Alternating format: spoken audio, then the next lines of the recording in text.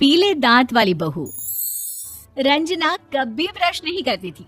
उसे कितनी बार उसके माँ बाप ने डांटा, लेकिन उसका कोई असर उस पर होता ही नहीं था, जिस कारण से उसके दांत पीले पीले हो जाते हैं। शादी के बाद। अरे बहू, वैसे तो तुझ में कोई कमी नहीं है, पर तेरे दांत इतने पीले कैसे हैं बेटा? कैसे मतलब? कोई सर्जरी थोड़ी ना कराई है। वो तो क्या है ना, मैं ब्रश नहीं करती थी तो पीले हो गए। अब क्या करूं? आप कहें तो लाल करवा लूं या फिर काले? यार ये क्या है, क्यों माँ से लड़ रही हो? लड़ रही हूँ? अरे मैं लड़ रही हूँ या ये बोल रही है कि दांत पीले हैं, पीले। अरे तपस्या थोड़ी ना की है इन्हें पीले करने के लिए। बकायदा ब्रश नहीं किया है 20 साल तक, तब जाकर।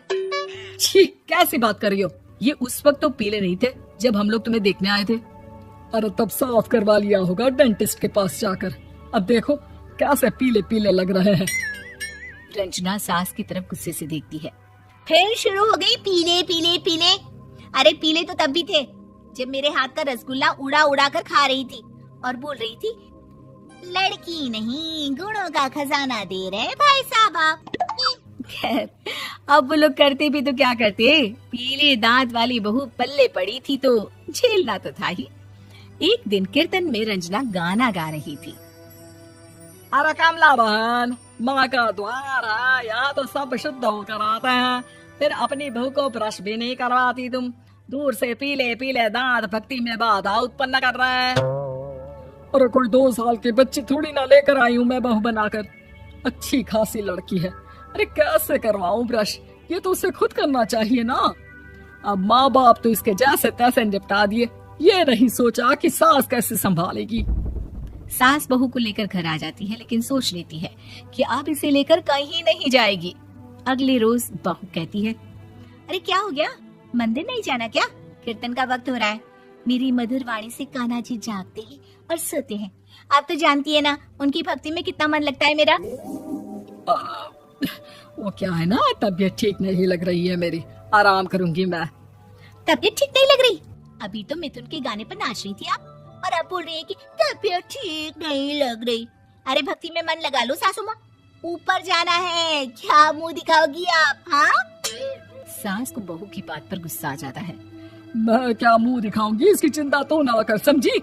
अपने मुंह की चिंता कर, जो ये पीले पीले दांत लेकर हर जगह पहुंच जाती है। पता है लोग कितना मजाक बनाते हैं। ना जी ना, मैं नहीं जाना कहीं तेरे साथ। तो ये बात है। कोई ना, मत जाओ, मैं अपने कमरे में ही बैठकर भक्ति कर लूंगी। ऊपर वाला दांत थोड़ी ना देखता है, मन देखता है, भावना देखता है।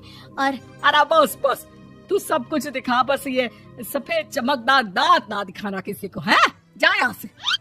बहू को सास की बात का कोई फर्क नहीं पड़ता, वो तो जैसी थी वैसी ही रह जाती है। सुबह नहाकर किचन में खाना बनाना, फिर खाना खाना, कीर्तन भजन करना और सो जाना। एक दिन, माँ जी मैं सहेली के घर जा रही हूँ, शाम को लेट आऊंगी। हाँ हाँ तो जाना, मैंने कौन सा तेरी आरती करनी है घर पर बैठकर। रंजना सहेली के घर जाती है, जहाँ वो पार्टी में जाने की तैयारी कर रही होती है।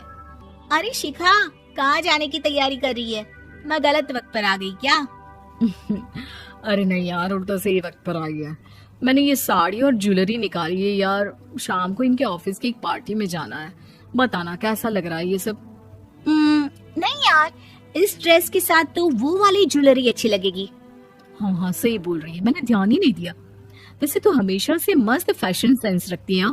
तो बड़ा जाती होगी ना पति के साथ पार्टी में।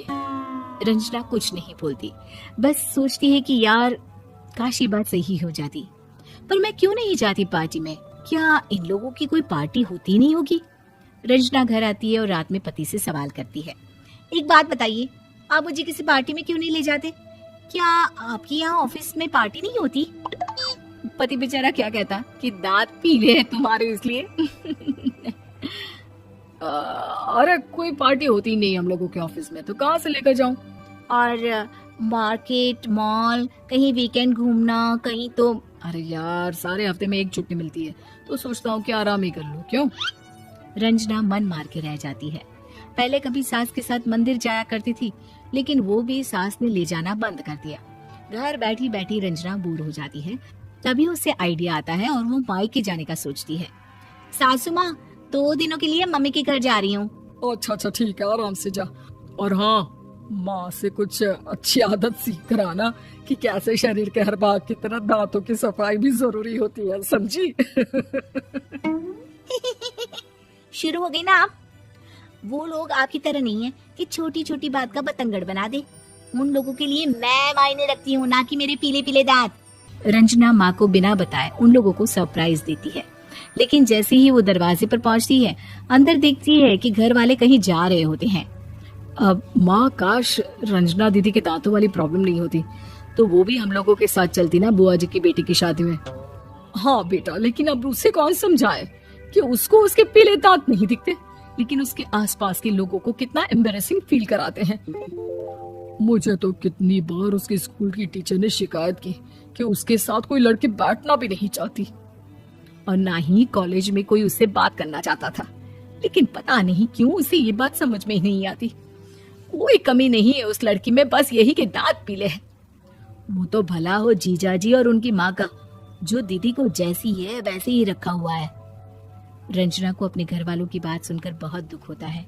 वो सोचती है कि वो क्या करे, लेकिन फिर वो सीधा डेंटिस्ट के पास जाती है, अपने दांत चमकाती है और कसम खाती है कि वो रोज ब्रश करेगी।